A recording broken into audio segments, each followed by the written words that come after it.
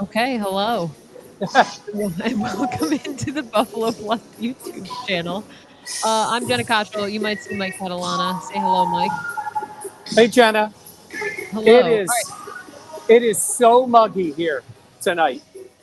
It is not what it was 2 years ago, but it is hot and muggy. Will you give a little meteorologist, Mike, of what you expect to see tonight, like in terms of the weather? They're talking about thunderstorms in the area. I know that's South Florida all the time. Hopefully none of that happens. I know there were some scheduled. It looked like it was going to come here around 7 o'clock. I'm really hoping for everybody that's not the case. Right now, everything seems normal. The players are on the field. They're warming up.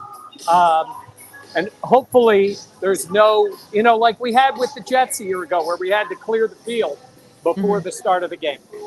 Okay, so we'll definitely see about that. That's definitely something to monitor in this one. We want to welcome everyone in as well. If you want to jump in the chat, if you have any questions, we want to take those. Obviously, I'm back in studio. Mike is down there. Dan is running around. Now, where is Dan? He's on the field. He is on the field waiting for Jordan Poyer, Josh Allen. So if you check out our social pages, Dan loves social media. He will be tweeting out whatever goes on, in the normal pregame plus the additional Jordan Poyer against his old friends. Yeah, so you talk about the pregame stuff. First of all, yes, Dan Fates is the king of content, but also something to note. So, Dan Fates, Dom Tibbetts from our station in Buffalo, our affiliate, got video of Josh Allen walking into the stadium off the buses. You saw him, Allen, his left hand, he handled his duffel bag with it. He put everything through security, his bag on the conveyor belt with his left hand. Mike, I don't know if you saw this video or if you were there. Allen did not have any wraps on his wrist or anything on his hand. Seems like an encouraging sign. What do you think for tonight? It is, and Jenna, you know this as well as anybody. Josh doesn't do anything by accident. That's Okay. exactly what I was thinking. He wants everybody to know 17 is fine and ready for the game. And look, he stayed in the game. He took snaps under center. We saw it wrapped at practice. I get that.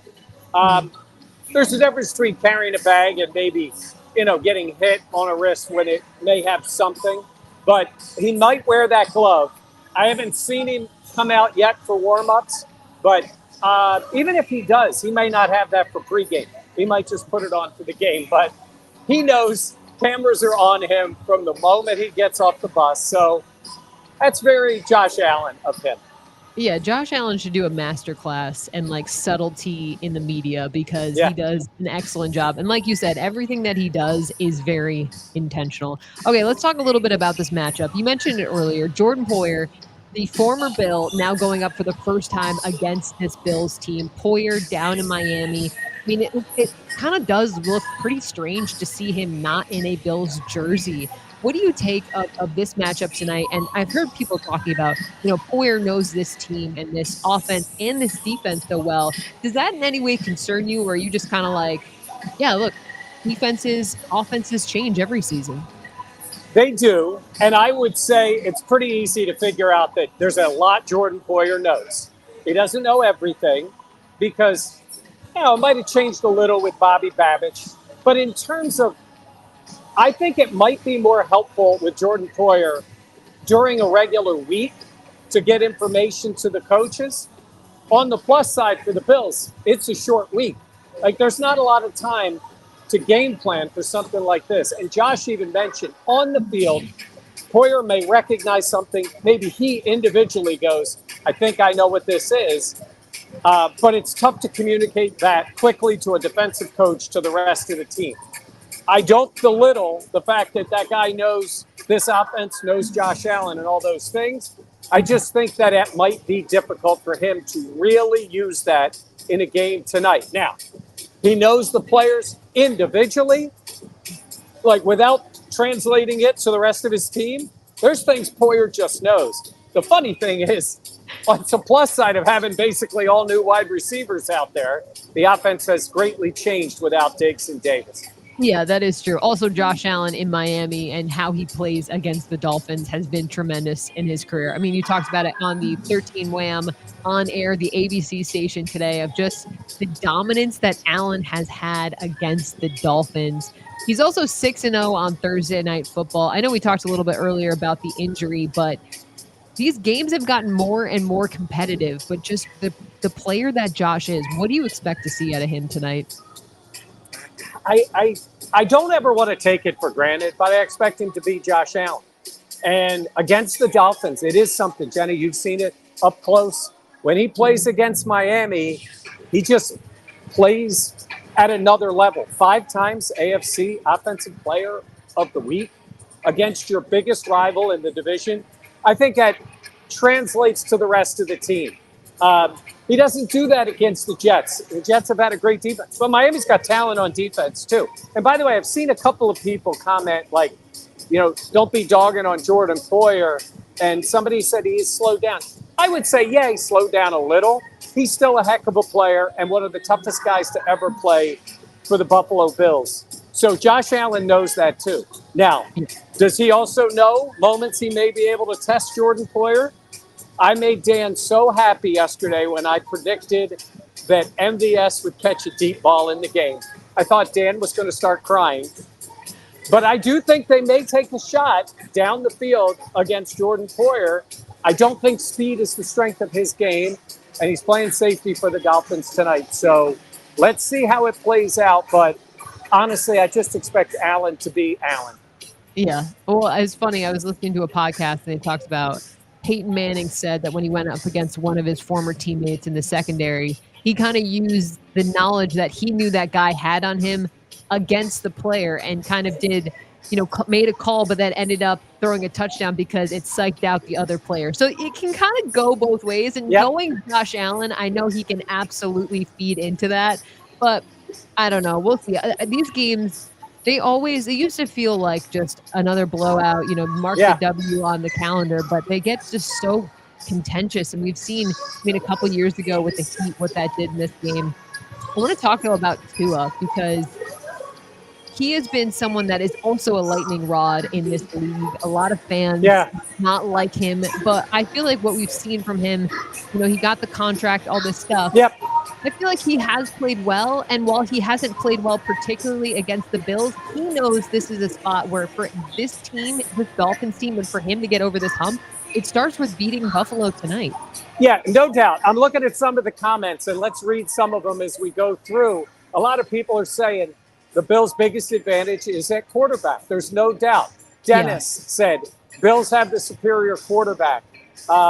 We get to Tua all the time, says Chris. I'm looking here. Chris S. says Tua equal to Dak. And I can see why people feel that way. Good players, not at the Josh Allen level. TR says it's going to be high scoring. Well, let's see if that happens because the Bills have done a good job against Tua, keeping things in front of them. As great as Tyreek Hill is and as fast as Waddle is, they have not made the big plays against this Bills defense. And I know it was Poyer and Hyde, Jenna, but it's different now. But Sean McDermott's defense, and now with Bobby Babich, have done a good job of avoiding the big play. And Tua got one last week on that quick hitch or down the sidelines to Tyreek Hill, and he's just so stinking fast, he ran by everybody. You cannot allow those 20-yarders to turn into 70-yarders against this guy because it happens quickly. Yeah. No, you mentioned in your players to watch Cam Lewis. He had such a great game last week. Now it's like, okay, Mike, he's going to get the test is going to get harder. There's no doubt. I've gone back to some of the comments of seeing what people think of this Bills defense. There is a concern when you're playing without Taron Johnson. Now, you mentioned Cam Lewis. Okay, they are activating Kingsley from Jonathan the practice squad. Yes. We've been told, WKBW has been told. Oh, why did I say Jonathan? Yeah, Kingsley Jonathan. He's been around long enough, Syracuse guy. That Taron Johnson is likely to not be going on the IR. I think that is the biggest plus. It looks like Taron Johnson is going to be out. I don't know when. Maybe he's back in a week or 2 weeks, but they did not put him on the IR, which would have made sense for today if he was going to miss 3 more games. So that's a plus. But at the same time, as who is it? I can't read the name. Just said an update on Taron. That's what we got for you tonight. Obviously, he's not playing. He was ruled out. But that's a big plus. But in his place, hey, Cam Lewis, you know, you want to judge him on, you know, not stopping the Vikings, Jefferson, the best receiver in the NFL? Fine. That guy burns everybody. But Cam Lewis is a heck of a football player who really showed up last week. So, you know what else I'm getting a lot of? Keon, big night tonight, Jenna. Yeah. I'm looking. Keon over 100. Keon with his first touchdown. Some of that we all who follow the team and root for the team want to see early. But I have a feeling it's going to I think it's going to be a Keon game tonight. I mean, he had a nice debut. Let's be real. He led the Bills receivers in catches. He had that great contested catch. This is another step in his rookie season of going against, you know, a defense that obviously for this team, like, again, I think it's going to be such a tight game that every catch is going to matter. So we'll see how he'll continue to do against like press coverage and all that stuff. But I see another comment, Keon with the TD, I can see it. Not 100 yards, though. That's interesting. Who do you think the Bills' leading receiver will be for tonight? So I needed to be Curtis Samuel. And I know, really? Why is that? Why is that? So we all picked who we thought the leading wide receiver would be for this season in yardage. Jenna had this Khalil Shakir guy, so she's off to a good start. Dan went with MVS, so that's a shot in the dark. And I went with Curtis Samuel, who was not part of the offense in the first game. Now, Jennifer says Kincaid. We didn't include Kincaid in our comments because we were talking about wide receiver. I will say this. Let's see how the Dolphins decide to play tonight, because obviously the Cardinals brought the coverage over to Kincaid, and he only got 2 targets and 1 pass. Let's see if the Dolphins play off of that, or if they still believe that Kincaid is the number 1 target. And I don't think you force the ball. I don't think you force the ball at all. Jenna, we're getting the game day inactives. If you want to take a quick look at that. Why don't you keep talking? I hate to talk, but I'll keep talking. I don't think you force the ball to Kincaid. I don't think you do that. I think if he's open or he beats coverage, go to him. But other guys are going to be open. They have to make the plays. Okay. So Cole Bishop is active. Great. Okay. Cole Bishop is active, so that is something to note. The inactive players, the players who will not play tonight, Taron Johnson, Joe Andreessen, Eddie Yu, Javon Sullivan, Ryan Vandermark, and DeJuan Smoot. So no Cole surprises. Bishop. That's the only surprise. Yep. That Bishop is active. Yeah, that is. And in terms of the Dolphins injury report, Devon Achane is active. Yeah, that's big. So that is big for him. Now, dealing with an ankle injury, so that kind of can influence your ability to cut all that stuff, but still, he will be active tonight. So good point on Cole Bishop. Obviously, Cam Lewis can play in the slot. He's also an extra safety. Mm-hmm. So it makes sense that if Cam's going to get those snaps in the slot, that you would have another safety dressed. He's basically replacing Taron Johnson in this game. You're bringing Bishop in because Cam is going to play that role of Taron Johnson. So Carlos just said, Bills are great at defensive adjustments, but we had another comment that says, make them earlier. And I would say, I think the Cardinals had them on their heels early, and then they did make the adjustment. But at half, but let's see how they play the Dolphins, quite honestly. Let's see how the Bills decide to play them. But a lot of it is going to depend on stopping the big plays. And no Milano, no Taron Johnson. I mean, it's a tough way to play. The difference, Jenna, is they have played a lot of games without Milano. It's very rare when Taron Johnson's not on the field. Yeah, he has been that guy. I mean, one of them, like going into the season without Milano, especially, you could argue the most important Bills defensive player out on the field. So that definitely a loss for Buffalo. But I do think the silver lining is him not going on IR. That obviously is an encouraging sign in a not so great situation. But hey, Cole Bishop going to be active tonight. That is definitely someone to be looking out for to see where he is out on the field, how he plays tonight. I mean, talk about trial by fire too. I mean, if he gets out there, obviously just the speed that that Dolphins offense can bring. So we're getting some more comments in the chat. Chris Beckham, our D line needs to get pressure on Tua. We Yes. saw such a great example from Greg Rousseau. I Yep. mean, he was named AFC Defensive Player of the Week. Now, Mike, he would be on pace for 51 sacks if he Yes. held true to what he did last week. Don't expect that, but how important is that pressure getting to Tua tonight? Very important. And it's as much to get Tua off of his rhythm. When he's throwing to his first, second read and on time, he can be lethal. They have scored a lot of points. I know a lot of you, Tua's this, Tua's that. If you allow him, take that quick drop, ball comes out. You need hands up, you need pressure. Now, I said on Sunday night that Greg Rousseau, I'm not a math guy, but he's on pace for 51. He might get 49. The next day, Sean McDermott made the same joke about 51, So Dan and I were talking about yesterday. That obviously shows that Sean McDermott watches the Buffalo Plus YouTube channel. Yeah, and he used Sean that joke. Is a subscriber. Yes, I think he's on a burner account. Says Dan is wrong all the time. But yes. Well, we say that too. That is true. But listen, Rousseau had his first career sack here. Rousseau is from, I think he grew up played in high school and all 15 minutes from here. This is big for him to come down here to play. And Jenna, he needs to be the guy that shows up like that all the time. And it doesn't always have to be sacks. He's also good at setting the edge. He chased down Kyler Murray for one of those sacks when he got him out of bounds. That's big. Also, I don't know if it comes down to a close game, but a lot of people commented on Tyler Bass and said things like, where are all the haters now?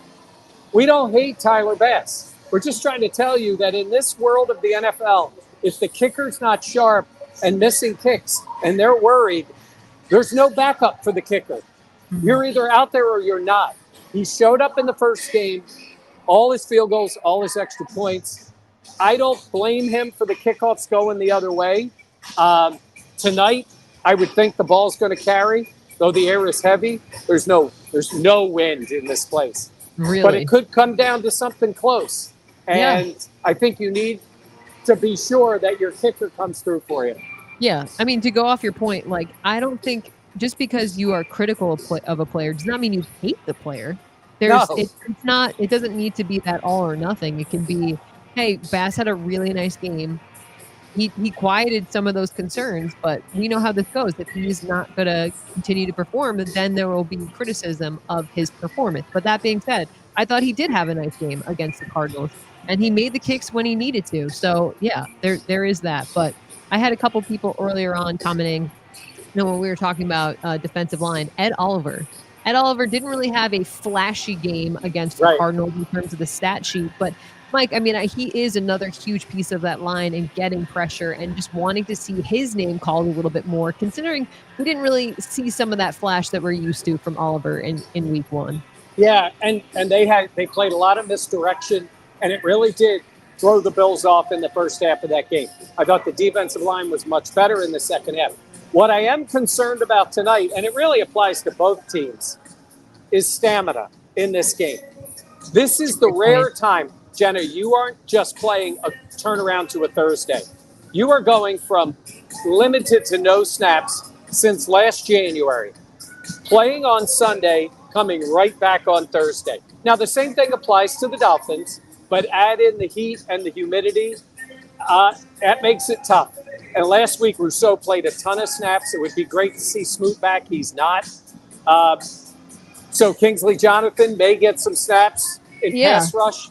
But honestly, like AJ Epinesa. This could be a big game for him because of the rotation that they're going to have because of the heat and the humidity. And like you said, that puts it into perspective how limited amount of snaps these guys got in the preseason in terms of games. They play the first game on Sunday, and then a couple of days later, they are back out onto the field. It's got to be, look, the Thursday night turnaround is always insane, but especially in terms of that, when you put into perspective, like you said, the stamina, Mike, it's definitely that in itself a challenge.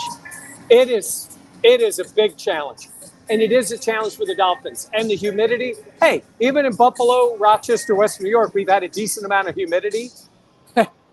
This is special humidity down here. By the way, I saw a comment from Josh Go Bills. He said, yeah, you should have talked about the Dolphins' speed from the beginning.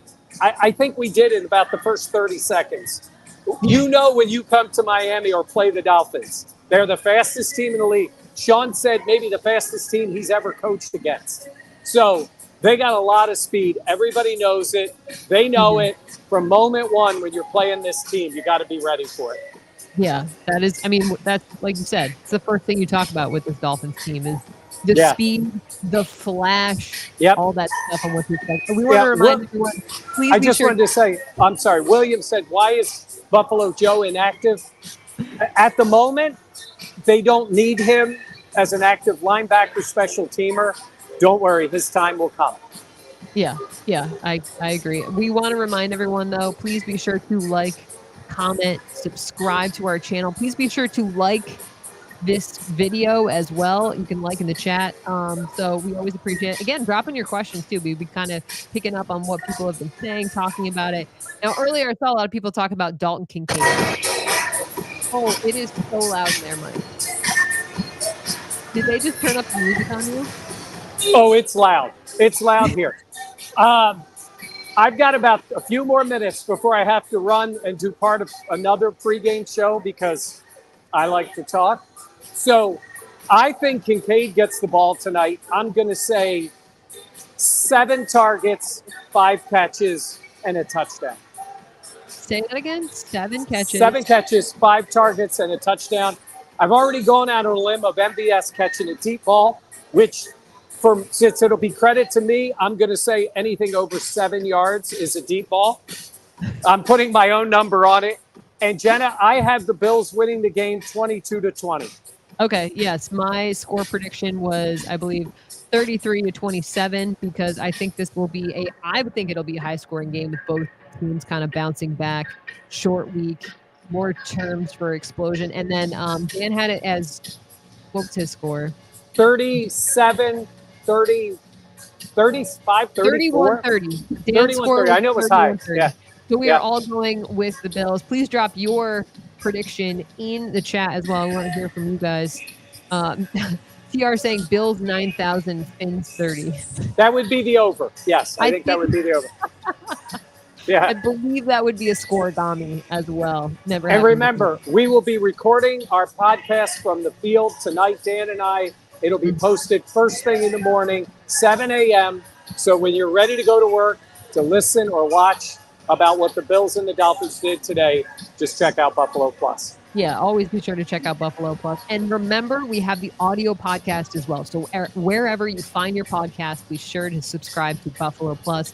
Leave us a comment as well, a rating. We always appreciate it. All right, Mike, you got to go, right? Yep. Okay. All right. For Mike Catalana, I am Jenna Cottrell. We'll have more post-game coverage on... Do you guys see what I deal with? Did anyone else think that was funny? As funny as I did. They didn't interrupt me. They just left. He just leaves, Eric. Yes, I know. Mike is jumping. Mike needs a nap. That is really funny. Why is Jenna stuck back in the studio? So actually, I had a couple people ask me about this. Essentially, usually we only have 2 people travel to games. In rare instances, like Miami last year in week 18, and for the opener in New York, we did have the 3 of us there. But generally speaking, Dan will be back in the studio. And when I say studio, I mean TV studio, because we do work at an ABC affiliate in Western New York. So I still have to do my TV anchoring responsibilities tonight. So that is why I am here. Mike and Dan are there. Although if you live in Western New York, the weather here has been beautiful. So I don't really feel like I got cheated out because Dan got rained on, Mike got rained on. Honestly, it looks like the Bills could get rained on tonight. Hopefully, weather will not be a factor in this game, but that absolutely something to monitor. You never want to see that, but hey, sometimes it does happen, especially in Miami, especially in September. So just want to remind everyone, please be sure to like, comment, subscribe again, and share. Share this with any of your Bills friends. We always appreciate it. We'll have more post-game coverage on the Buffalo Plus YouTube channel. But for me, all by my lonesome. I'm going to wrap it up for here. But thanks for watching Buffalo Plus presented by Connors and Ferris. And let me end the stream. Okay, but seriously though, thank you everyone because it's always nice to see everyone in these live videos. So, and oh, Eric saying, Jenna, your new allergy medication is working. That it is. Oh, also, yes, Richard saying just Dan's luck. Every game that Dan Fates is on the field for, it rains. And today is no exception. So this is what I was saying earlier. This is how I win. So I'm winning. I also have the Bills winning 34-27. All right. Thank you, everyone. We'll catch you next time here on Buffalo Plus.